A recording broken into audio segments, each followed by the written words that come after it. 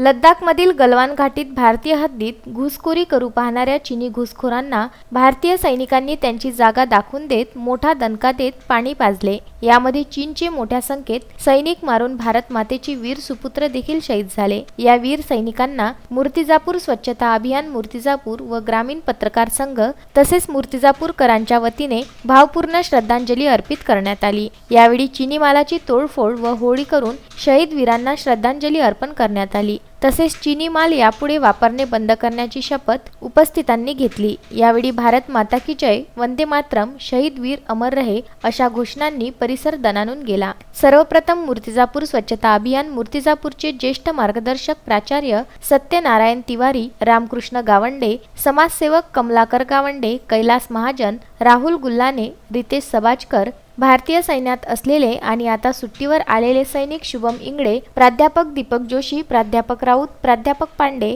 यांनी दीप प्रज्वलित करून व हारार्पण करून शहीद वीरांना श्रद्धांजली अर्पण केली। घाटीमध्ये भारताचे जे जवान शहीद झाले त्यांना विनम्र श्रद्धांजली म्हणून मूर्तिजापूर येथील ग्रामीण पत्रकार संघ आणि मूर्तिजापूर स्वच्छता अभियान यांच्या संयुक्त विद्यमाने या ठिकाणी श्रद्धांजलीचा एक कार्यक्रम आम्ही आयोजित केला होता।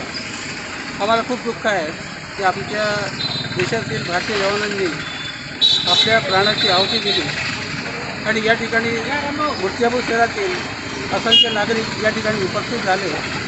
आमचे भाजपचे शहराध्यक्ष रितेश सबाजकर, कमलाकर भाऊ गावंडे, ग्रामीण पत्रकार संघाचे विलासभाऊ लसले, आमचे रावसाहेब अक्कलकर, आमचे रामभाऊ जोशी, आमचे जोशी सर, भारतीय ज्ञानपीठ विद्यालयाचे प्राध्यापक, आमचे मानेसाहेब आणि असंख्य नागरिक या ठिकाणी आले। त्यांनी आपली श्रद्धांजली या ठिकाणी वाहिली त्यांचं आणि मी आमच्या सगळ्यांच्या वतीने विनम्र श्रद्धांजली या ठिकाणी अर्पण करतो।